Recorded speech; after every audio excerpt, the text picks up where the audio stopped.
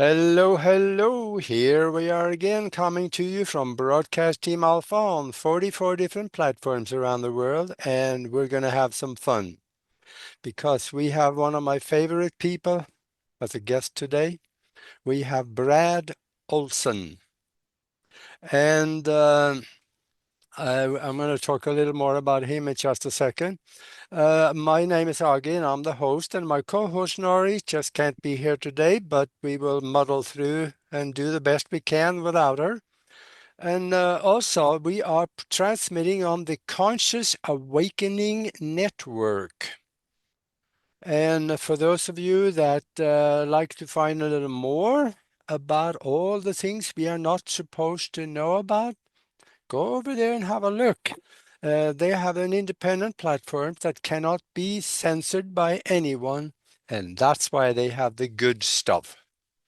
So, go to the consciousawakeningnetwork.org and have a blast. You will enjoy it there. And also, before I introduce the guest, I want to tell you how you can get in touch with me and Nori. Just go to our website, broadcastteamalpha.com, and find the contact feature, send us an email, and we'll get that, and we will send you an email back. And hopefully we'll be able to help you with whatever your question or whatever it was. So, yeah. And this is going to be fun. So, and for those of you that is watching us on YouTube right now, stay with us in the chat room. Ask questions, and you can communicate with yourself and others in there. So try to have some fun at the same time. And if you like what you hear, please subscribe. That will help us a lot. I know an awful lot of you, probably most of you already know Brad, because he is returning to Broadcast Team Alpha. And for those of you that like to surf the guest website while you're listening, here it is. It's cccpublishing.com. And go over there. You got a lot of his books. And he has 11 books out. Now, that is admirable. And he's a world traveler. He's a researcher into the mysteries of the world and a best-selling author. He's a keynote speaker on many different events, and he's been part of many, many video, TV, radio shows, documentaries, and he's a sought-after speaker on major radio shows like Coast to Coast. He's been there quite a few times. And also he's a lecturer. He just came back from England, where he had a blast doing some more research that you're going to hear about probably on his Facebook page and other places. And, well, he is one of 3 people that I know that has been to Antarctica. And one of them actually is I think it's a second cousin of myself over back in Norway. He works for the government, and he went to Africa. He went to Antarctica, and that was a very interesting journey for him. And we had a conversation about that. But we want to hear from Brad, and he got a new book titled "Secrets of Antarctica." So, yep, stay with us on this one, because this one's going to be far outside of the box. Welcome, Brad. Hey, Augie. Thanks for having me back on again. Always a great pleasure to speak with you. Oh, I'm going to be all ears this time, because this is one of my favorite subjects to talk about, Antarctica, because people hardly know nothing about what's down there. Well, as fellow Norwegians, you and I. I'm fourth generation removed from the old country. Oh, It was Raoul Amundsen who was the very first explorer to make it to the South Pole in 1913. And the huge area of land right below South Africa is called Queen Maud Land or Dronning Maud Land in Norwegian language. And that is also the place where the Germans set up New Schwabenland. yeah. And of course, the Germans and their colonies in Antarctica play a very big role in this book, Secrets of Antarctica, which is just coming out at the end of the year. Its Oh, actual official launch date, but I have advance review copies now, and they're really only available on cccpublishing.com. all right. Oh man, oh man. I saw from the just show that book again one more time. Hey folks, do you see what on there? You have clear picture of the German flying discs. And there's a reason for that. The Nazi, they left Germany, but some of them a year before the end of the war and moved to Antarctica. And tell us, just tell us more about this. Sure. Well, I have a whole chapter, of course, called The Nazis in Antarctica and chronicle their quest to create a base there. This book is chock full of maps and illustrations and Yeah. photographs, historic photographs. So it gives the reader a good opportunity to visualize where these locations are. And so the Germans, they weren't the colony grabbing empire of Europe like the British or the French or even the Dutch were. The Germans never really had overseas colonies or very, very few. So they always needed land. They always needed what's the German word? Lieberstrom, the idea that people need some space to spread out. And so when the U-boat fleet got down there in the late 1930s with the Schwabenland expedition and many subsequent trips after, they discovered a land under the ice. This is really remarkable, Augie.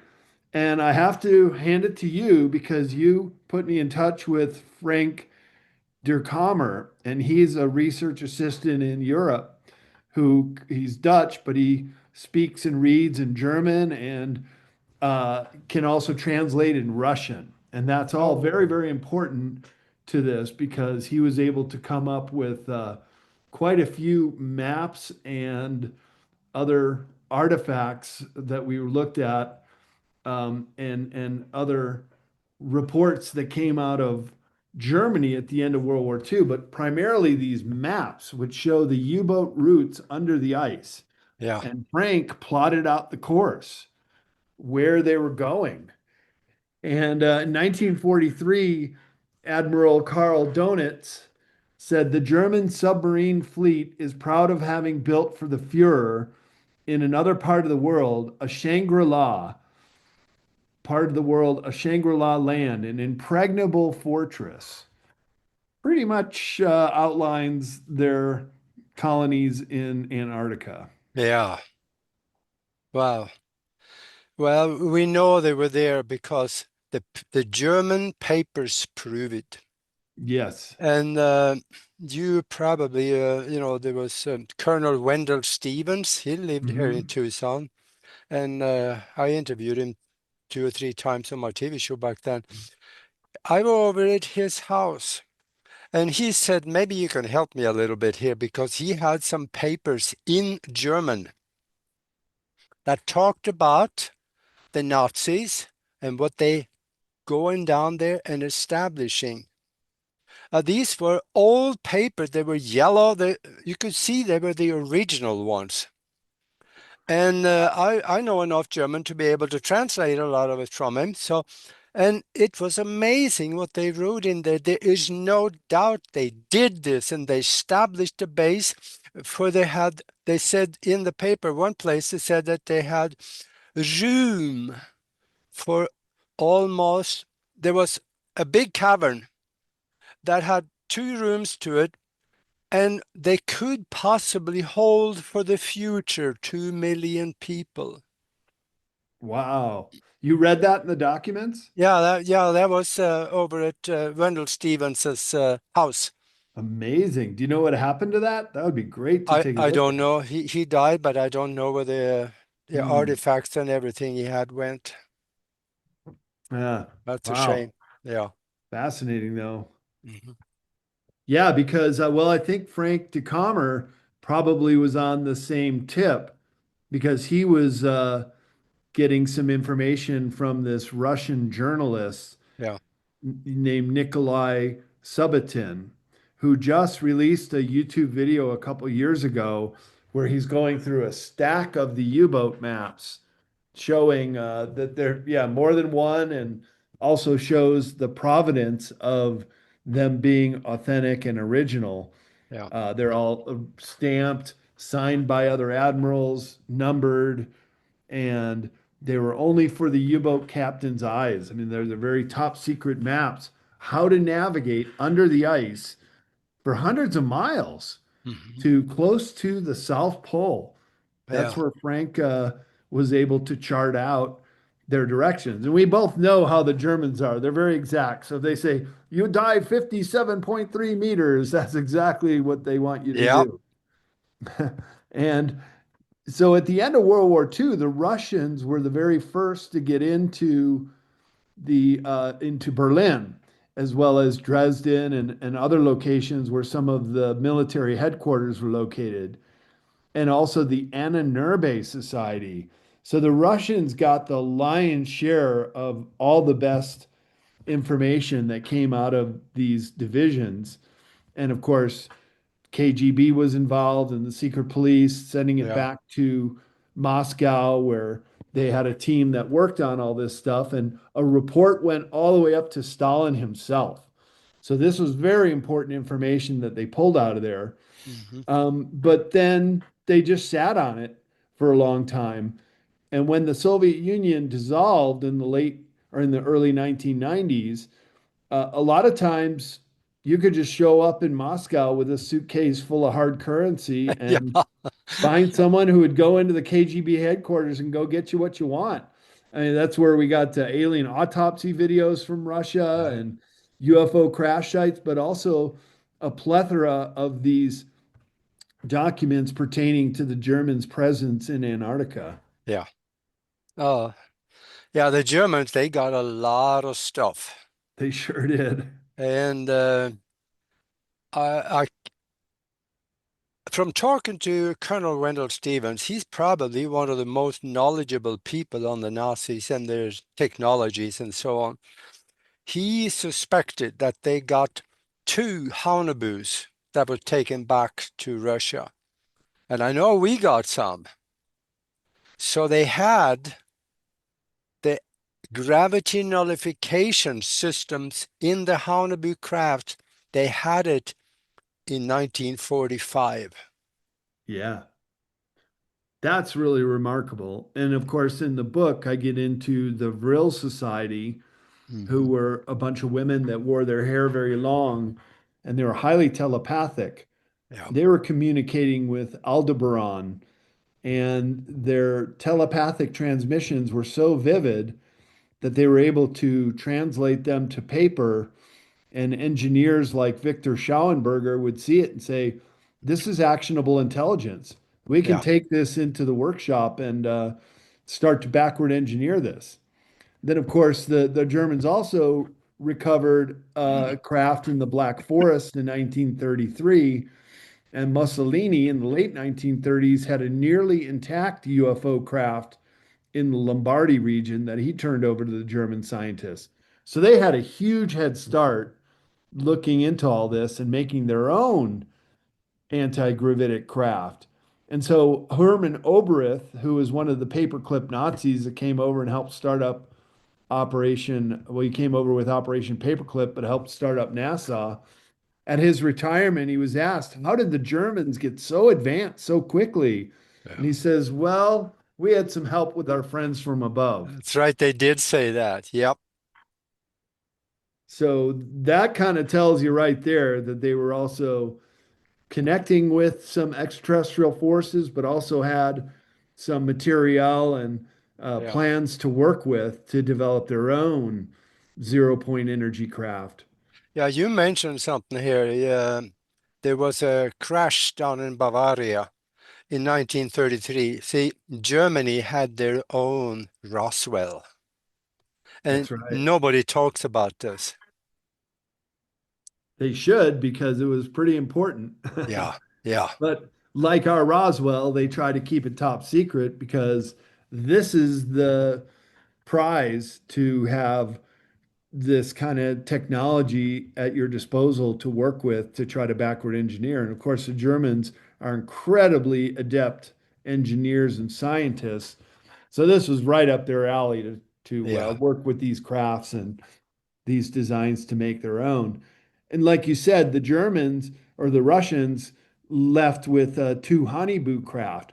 I don't think the Americans got it until later, but they wanted it really bad.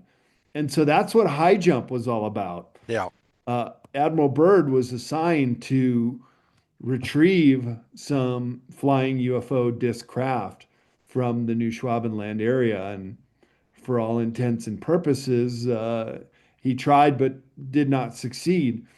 But Captain Mark Richards, who is one of Kerry Cassidy's whistleblowers, I bought his military assessment of Operation High Jump, and he said that in a way to kind of appease the Allies after High Jump, Admiral Byrd goes down there one final time, his fifth trip to Antarctica in Operation Deep Freeze, yeah, and they landed a craft on an aircraft carrier that they whisked back to America. So since at least 1955, we've had a working craft. But of course, we had the crash in Roswell and Aztec and other locations too to work on those devices to backward engineer them. yeah.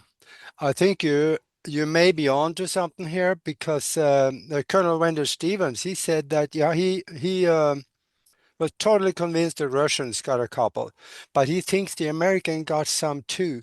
And what they may have gotten, he thought, was because they were Honeybus that was sitting, they had underground bases where they making them and repairing them. But when they knew that the Allied forces would run over the research facilities and the manufacturing plant, they blew up the crafts.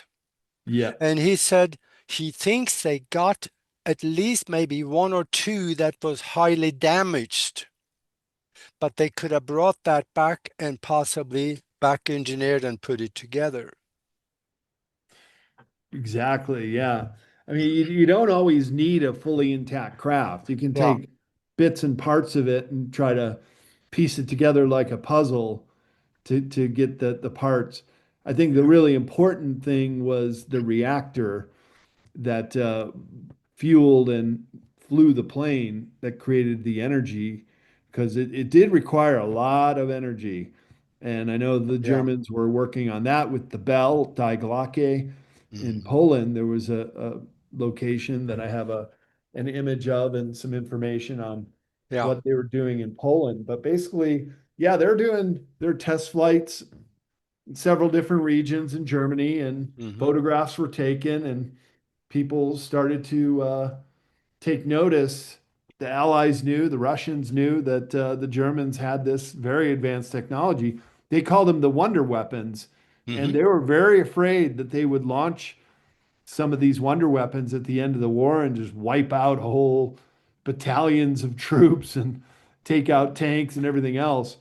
And they were very, very close, if not succeeding in testing the first nuclear bomb.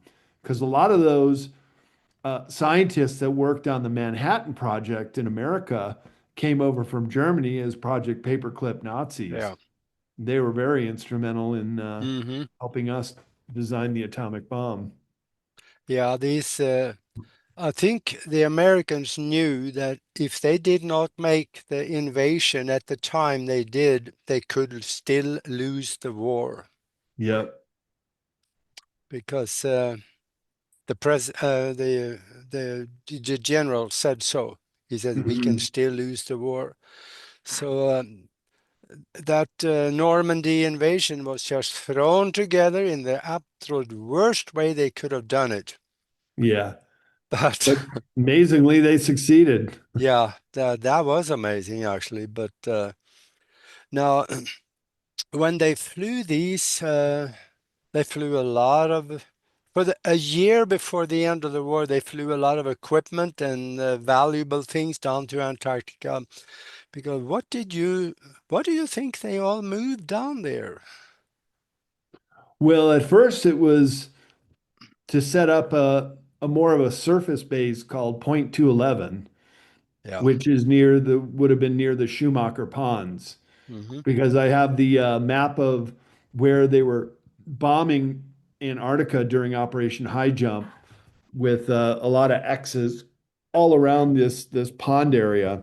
Yeah. So at first they were looking for surface bases, but then there's a new videos coming out from Robert Johnson, who is the last survivor of Operation High Jump, Mm. telling his memories. Of course, he was sworn to secrecy like everybody else was, given a gag order never to speak of what he saw down there. Yeah. But on his deathbed, decided that the world needs to know.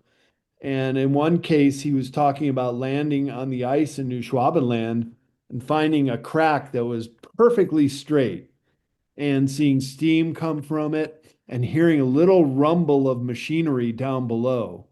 So I think Mm. the Allies knew that the Nazis had set up some kind of base under the ice. They Yeah. just didn't know how to dislodge them because they were pretty well burrowed in. Yeah. Yeah. How many of these ships, the Honeybee one, well, which was very unstable, and it crashed a lot, so they couldn't find pilots to fly it anymore. But the Honeybee 2 was very, very efficient. Then the question about the Honeybee 3 and 4, what do you think about that? Yeah, and I have a chart in here of all the different variations of There UFOs. you go. Yeah, Yeah. and like you said, three and four, that's when we're talking about the Germans being in outer space. And Yeah. I think if history were really to tell the truth, the Germans were the first to the moon. The Germans were the first to leave Earth's orbit and even out to Mars. Yeah. So they were incredibly adept at using these machines and then improving upon them every year. So they only not only did that, but they also had a mothership that was called the Andromeda that could house one Honeyboo and then four smaller Vril craft. Yeah. So three types of designs they were working with, depending on what they needed them for. Mhm. But just amazing technological breakthroughs that the history books don't really want us to know much about. Yeah. But perfectly well on design.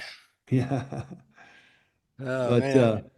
so much of this book, I have to thank you, Augie, for putting me in touch with Frank DeCommer. Now, how do you know him, or how did you guys become in Oh touch? man.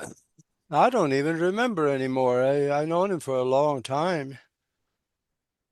Do you know him personally? Have you met?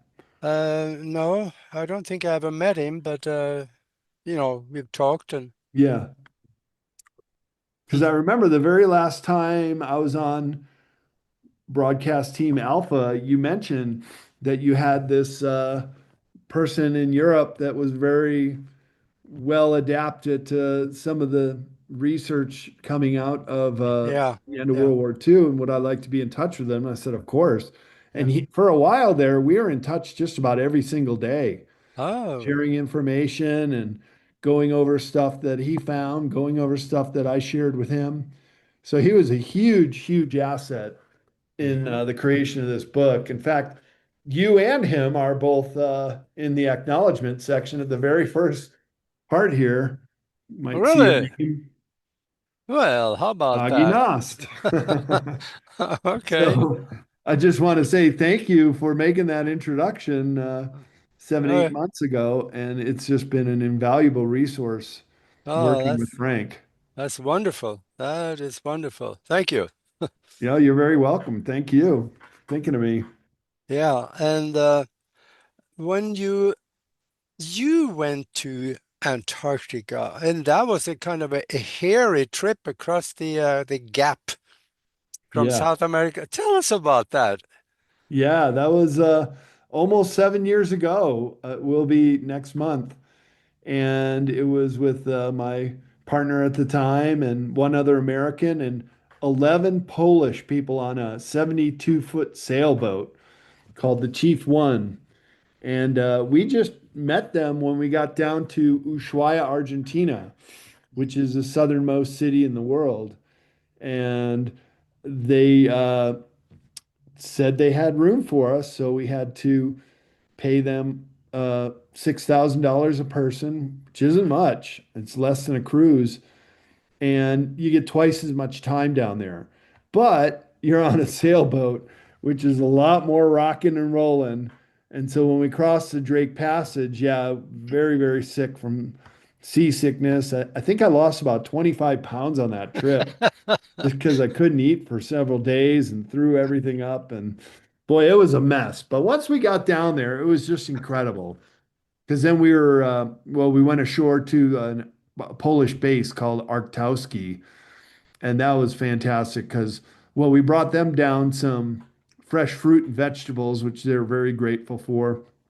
But we got to take a shower and the one and only time to get on the internet, just tell everybody we made it, and had a few drinks and dinners with them. And they showed us around the base and some other sites near there, some penguin colonies and glaciers and stuff. So, really great people that were on the Arktowski base. And then we just got on our ship, and it was every day, it was a new location that we dropped anchor and always new scenery to see. It was just incredible, Age. It was the Hmm. trip of a lifetime. As difficult as it was really quite a sight to see. Hmm. Yeah, but I know a little bit about that country down there too, and that is that there's very windy.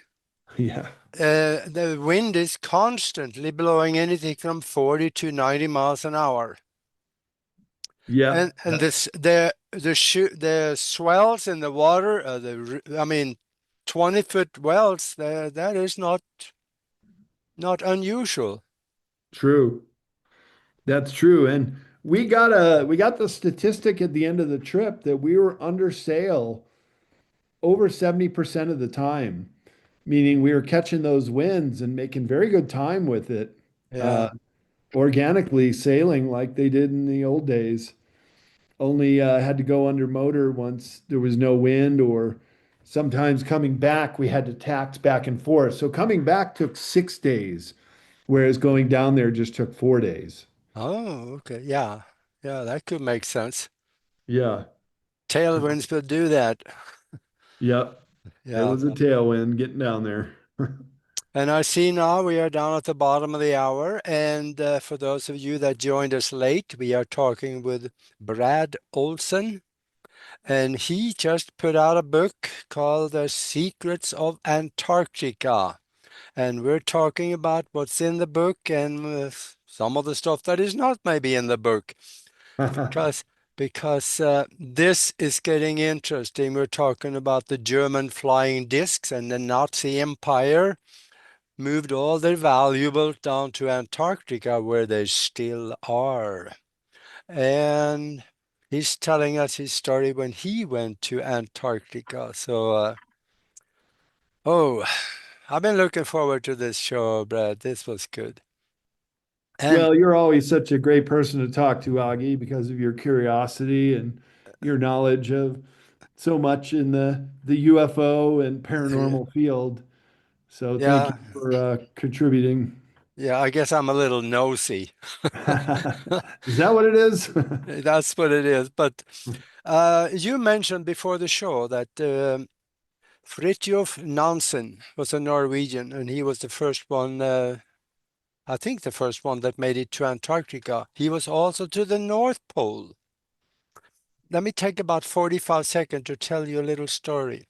Sure. Fridtjof Nansen went to the North Pole, and when he went straight ahead toward the pole, he could make it to the 83rd degree northerly latitude, and he kept going straight, and he found himself at the 82nd degree.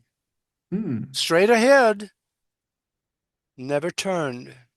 He could not find anything further north than 83 degrees.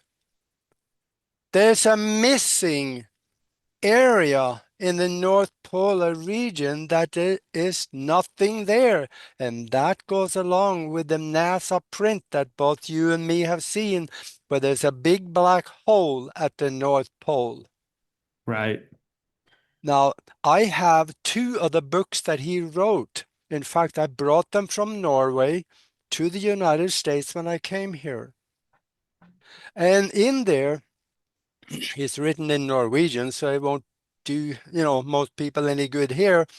But he talks about the fact he couldn't find anything north of 83 degrees, so he declared it to be the North Pole. Now, here's a question for you. We know by that testimony and the NASA print, there is something going into the interior of the Earth at the North Pole. What do you think Well, the about? North Pole and the South Pole. Yeah, that's where I was going. Do you Yeah. think it's the same thing at the South Pole? Well, it's like a torus, right? Where there's a hole on the top and the bottom, and the energy flows in, within, and then out. Mm-hmm. You know the book, The Smoky God, Mm-hmm. about Norwegian father and son sailing, and they were Janssen? going north, north, north, and then finally went into the hole, Yep. and then some years later came out in the South Pole. But all the while, they were able to interact with an interrace civilization of very, very tall people. Yeah. I've seen the images of that. They're literal giants. And what's interesting about that, Augie, it's written as a nonfiction book, and it does carry some weight with some of the facts that are included in it that it was a real event that occurred. Yeah. But there's also this area of southern Patagonia in Terra del Fuego at the southern tip of South America that had a tribe of giants living. And in the book, The Smoky God, they said every once in a while, sometimes these giants would come to the surface. And of course, South America is the closest continental landmass to Antarctica. And that was like a colony of these inner earth giants, according to the author of The Smoky God. So I have a whole chapter in here about the Patagonian giants and show some pictures of them, how big they were Yeah. compared to the Europeans. I mean, just dwarfed them. And it's all right down there in Patagonia's, Terra del Patagonia's, and the region of giants, as it says on some other maps. Yeah. There is no question they were giants. And that's what Janssen talked about also in the Smoky God. Yep, He said they were 10 to 12 foot tall. Of right. course, he called it in meters, but still, it's the same thing. Yeah.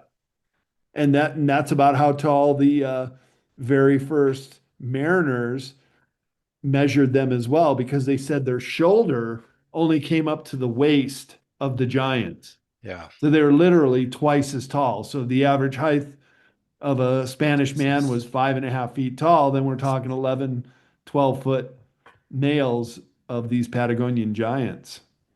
Yeah. Truly remarkable. Yeah, it is. And the across the northern part of the United States and into Canada too, there is all kinds of testimonies and of people that have been on digs and they found skeletons 10 to 12 foot long. Right. So we know this is real. Absolutely. And of course, there's also the elongated skulls, which can be found in South America, around the Black Yeah. Sea region, parts of Asia. In fact, we saw some of the elongated skulls in a museum in the Sacred Valley of Peru. Hmm. And the head, it was an adolescent, so it was only maybe 2, 3 years old when it died, but the head was as big as the torso. Yeah. Just so ginormous with this big elongated cap in the back. Hmm. And they had these elongated skulls. There's a whole museum in Paracas, Peru, where you can see dozens of these skulls. And the skulls, they're the real telling point that these are not human because the skulls have 30 to 35% larger cranial capacity than an average human skull. Yeah. Also, the eye sockets are bigger and the Yeah. entry point for the spine is 30% larger. So just goes to stand to reason that larger head, larger body, large person, but Yeah. not quite human. And there's a lot of those skulls.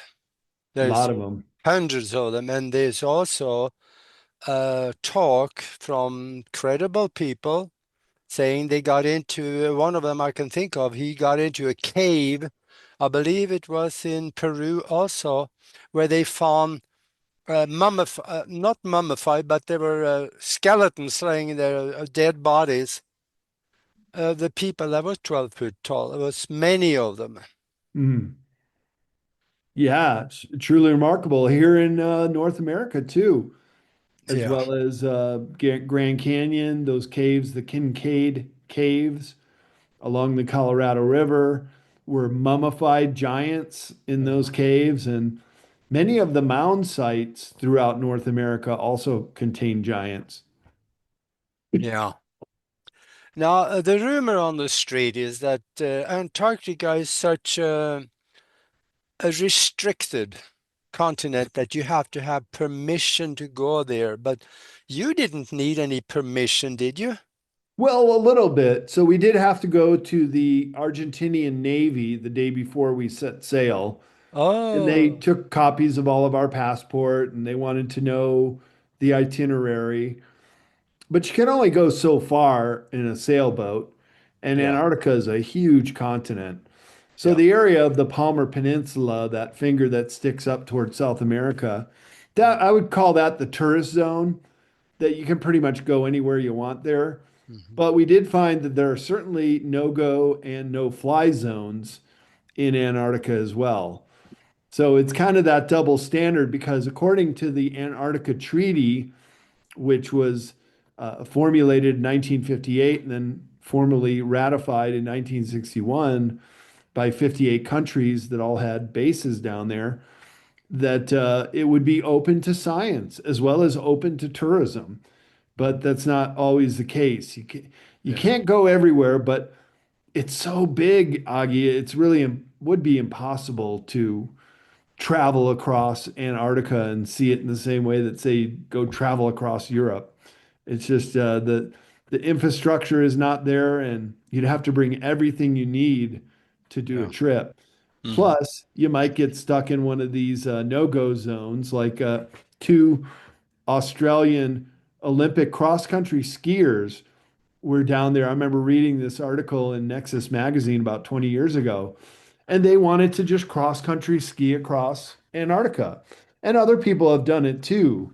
But I think they deviated off their route and they're just kind of cross country skiing along. And then all of a sudden they see a helicopter come and it's actually Navy SEALs that land right in front of them. They say, "Sorry, ladies, your trip's over. Get in the helicopter." They protested, they didn't want to go, but they were not allowed to travel. So there are some areas that they do not want you to see or go or even travel over. Yeah, don't you wonder why? Yeah, there are some secrets of Antarctica. I'm telling you, Augie, Yeah, there are some major secrets. And the tagline on the back is "All roads lead to Antarctica." Of yeah, course, no roads lead to Antarctica, but the all these paranormal and UFO and yeah. hidden history subjects, they all seem to have a connection to Antarctica. It's really remarkable. What time of the year did you go there? Well, you can only go during the Antarctica summer, which is right now. Hmm. When it's winter in the northern hemisphere, it's summer Yeah. down there. And So really the that's, only time to go is end of November to early March. yeah. And on our website, I have pictures from Antarctica where I see green vegetation. Did you see any of that? No, nothing even close to green vegetation. Do you know where you Yeah. saw that? Yeah, in fact, I got about two or three pictures of it from the little arm of Antarctica that goes up towards South America. Uh-huh. Up Yeah, that's there, where I went. yeah. But there were pictures of small, kind of like moss and little bitty plants about that tall. Hmm. Yeah, there is moss and lichen, but I did not see any plants whatsoever, Hmm. nor any land animals. There are Yeah, a lot of yeah, seals and whales, penguins, of course, but all the life really exists below the surface of the water. yeah.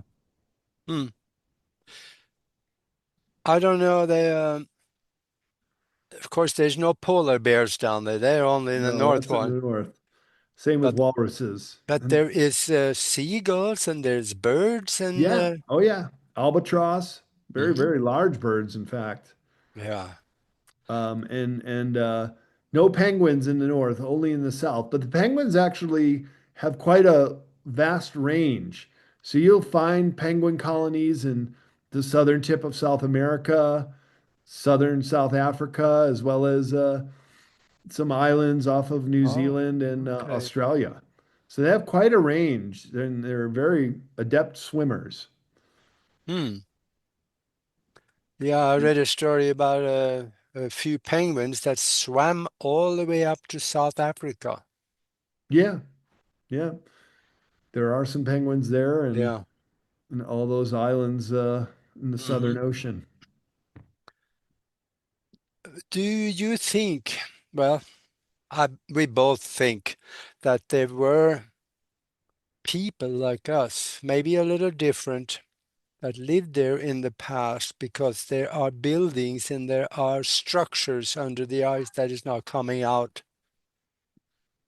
Yeah. What kind of thing do you think lived there in the past?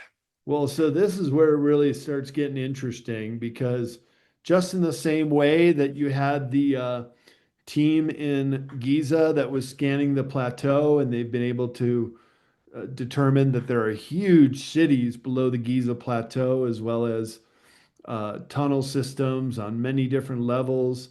Same thing with Antarctica. They're doing scans through the ice and finding that there are all kinds of grid patterns, sometimes these pyramids poking their way through, and also um, other artifacts like this, which is, I think, one of the three mother ships, Nina, Pinta, or Santa Maria.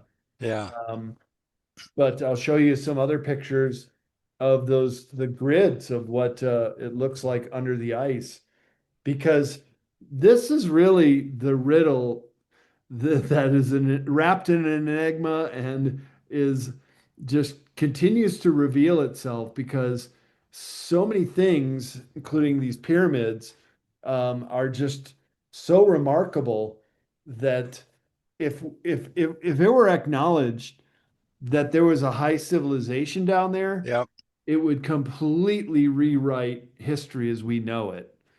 And that's what that's why I think there is such a uh, why there's a bottleneck on disclosure, why they can't really let people know about this. yeah, Here's some, yeah. Look at that. Wow. Okay. Yeah. yeah, so quite a bit of under the ice, 2.3 kilometers below the ice. Do you think they were people or humanoids or Anunnakis or Yeah, other? I think I'm kind of partial to the idea that they're Anunnaki, an ancient race that are very, very tall, human-like, but not quite human. Yeah. and they may still be down there. And this is part of the reason why there has to be this this withhold on the evidence of these cities and bases under the ice, Yeah. and why there are no fly and no go zones in Antarctica. Hmm. Yeah, I think too that Linda Moulton Howe, Yeah, she interviewed a whistleblower that was down there, and he said he saw in below the ice. There was a room that he was in that was hundreds of feet long and almost that wide, and 50 or so feet tall. Yeah, that's it. Spartan 1 and 2. there you Yeah, I go. reprint some of his testimony as well as Brian S., who Linda, who was very valuable in helping me with this book as well. Same with Yeah, Dr. Michael Sala. She shared the contact with Brian S., and he and I had about an hour-long conversation 7, 8 months ago. And he had to do an emergency evacuation out of the South Pole yes, to yes, go to the Davis base. Somebody's life was on the line. And so they defied the no-fly zone order, which is called the clean air sphere area. And he said there was no clean air tracking stations or buildings or antennas or anything. That was just a cover. But what he did see is that there were snowmobile and cat tracks that were leaving from the South Pole Station. And about 50 miles away is this massive hole in the ice. And there was actually a road that corkscrewed down that they could see descending. So there's a way to drive down to this hole. There's a way to take the U-boats, which is Frank Calmer helped navigate that location, as well as Admiral Byrd, who says he could fly a plane into it because it's several yeah, miles wide. And so that's why the NSA is down there too, Augie, the no such agency yeah, that is in charge of covering up all things extraterrestrial and making sure that they keep the wrap on the narrative. That's what it's all about, is to make sure that nobody really knows about these things, or if there's a crash, that they're the first ones to clean it up and create a cover story if they need to. yeah. That's where Admiral Byrd flew into, isn't it? Yep, the exact same place. And in the book, I have the map of his actual flight. In 1929, he was the first aviator to fly over the South Pole. And then you see here, when he gets to the South Pole, it's not like they just hit the pole and then turn around and leave. He does this big 100-mile triangular shake pattern. So he must have seen something off in the distance to go and investigate. And lo and behold, that exact same triangle where he went is the no-fly zone where you're not supposed to go. Yeah, So this just it just smacks to me that there's a big cover up.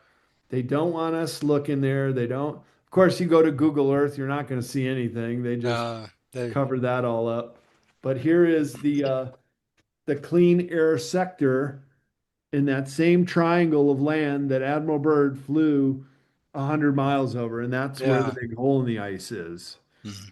So it all matches up on modern maps and his flight route map, and also Brian S.'s map, exactly where the hole in the ice is. And Brian S. says he even puts X marks the spot, Yeah, hole, right there. Just yeah. the yep. And then The, we have there are old maps that show Antarctica without ice. yeah, yep. What do you think of that? Well, it's important to distinguish, and I have a whole chapter in here called Map of the Ancient Sea Kings, Yeah, which is the name of Charles Hapgood's book about all the maps that showed Antarctica long before it was ever discovered, most especially the Piri Reis map of Yeah. 1513, which not only shows Antarctica free of the ice, but it shows animals living down there. And certainly the Germans and the Ahnenerbe Society, their occult research group, would have been privy to this map and were poring over it to try to understand, wow, here's a land that we could colonize that's Mhm. free for the taking, basically. And these old maps are incredibly accurate, meaning they show the region of Queen Maud Land Yeah. before the ice covered it. So there's island groups that are completely covered in ice, but they've scanned sonar down there and found that it is a very accurate representation of the location of some of those islands and bays and so forth. Yeah. Yeah. And the flat earthers, they're talking about the ice wall. No such thing. No, there are places where the ice is a couple of miles But tall. that's an ice shelf. It's a Yeah. big distinguisher. So if it was a wall, that means it would go straight down to the bottom of the ocean and be an Yeah. impenetrable barrier. But an ice shelf is hollow underneath, and that's where the ice fish live. And there's millions of them under the ice shelves. That's where Yeah. they spawn, and they are the keystone species for the penguins and the seals to feed on. And so if it wasn't an ice shelf, but the people have scuba dived down there and it's absolutely Yeah. proven that they are shelves, not walls, and seeing the nesting grounds of the Jonas ice fish, Yeah. that all these other animals would lose their food source. So it's definitely an ice shelf, Yeah. hollow underneath. Yeah. And when you were down there, did you now the sun goes down to the horizon and goes up and then never goes below the horizon. Did you see any of that? Yeah, that's right. Especially right now, we just had winter solstice up here, so that was summer solstice down there. And below the Antarctic Circle, it's 24 hours of daylight. Yeah. Now, I was down there in late January, so it had already been about 6 weeks past the solstice. Hmm. So the sun had already started its trajectory north, and we only made it to within 1 degree of the Antarctic Circle. So we didn't quite get all the way down to below there. But had we been there, like right now, you would have had 24 hours of daylight. So we had about 18 hours of daylight and then 1 or 2 hours of Yeah. kind of a sunsetty type light. And it was only about 2 or 3 hours of darkness per night. But we Yeah. did get to see the midnight sun, and that was quite remarkable when the sun is still out at midnight. Yeah. Yeah. I grew up with that in Norway, so Yeah, I'm that's sure you familiar. did. Yeah. I Have you uh, ever been up to Hammerfest or some of the northern parts of Norway? yeah, and in fact, just as a novelty, also is that on the very northern part of Norway, it used to be, I don't know it anymore, but it used to be very common among the fishers, fishing boat people, that when you go far enough north, it becomes warm. Wow. Oh, that's And they interesting. can actually, they know that in the north, there is forests and Hmm. there is animals, which Fridtjof Nansen talks about, that he found bee pollen on the ice 1,000 miles away from where there were any bees, as Wow. well as the white Arctic fox migrate to the north in the wintertime. That is really amazing. Yeah. And there were many other things he wrote about that he couldn't understand. He just thought it blew his mind. So he just wrote about it and said something to the effect that I have no explanation, but it was there. Hmm. Yeah. So many things in Antarctica, no explanation, but it's there. Yeah. And so much. life below the ocean. I was really amazed, Augie. And I'll tell you one little story here. There was another ship from Poland that was Hmm. kind of like our sister ship, and we would see it now and again at certain ports of call. And one time we were all at the Vernansky Ukrainian base, and they were a scuba dive expedition. They were scuba diving, wreck dives, and going under the ice shelf. And I'll tell you, I'm a scuba diver in tropical countries, and to see what they showed us with all the fluorescent life that lives down there, Yeah, boy, it's not coral, but it was as colorful as any coral reef. What they showed us, just amazing. yeah, yeah. The first of those, kind of the first discoveries, I think, is that when the Russians drilled a hole down and found Lake Vostok, then they realized, wait, there is life down there. And Yep, then they show pictures of some of these things. They're fish with no eyes, right. goofy things. Blind fish, yeah, just like in Mammoth Cave in Kentucky, there are Yeah, fish with no eyes, and frogs, blind frogs, like the yeah, Blind Frog Ranch in hmm, Utah. yeah, That's amazing. They can just find food with their other senses. yeah. What other really interesting pictures do you have in the book? Oh gosh, it's like I said, chock full. I'll just kind of flip through. Almost Mm. every spread has one Oh or two man, images in it, and over 100 maps and yeah, images. Um, but really, I just have to go back to what Frank Dirkhammer provided were these Navy U-boat maps, which show, and this might be what is confusing to flat earthers, thinking there's land beyond the pole. Well, yeah, there's land under the pole that's completely foreign to us. That's an area that we really don't know much about, but the Germans mapped it out. And yeah, on that map I just showed is New Schwabenland, New Berlin, and a U-boat fulcrum where U-boat submarines could dock and get repairs or refueled. So they had it all mapped out uh, some 80 years ago, Age. And it's just, to me, this is the smoking gun. And yeah, you look at these Navy maps that the Germans had their way down there. And by the way, after World War II, they don't like to be called Nazis anymore. They go by the term German Antarcticans yeah, or Antarctica Germans.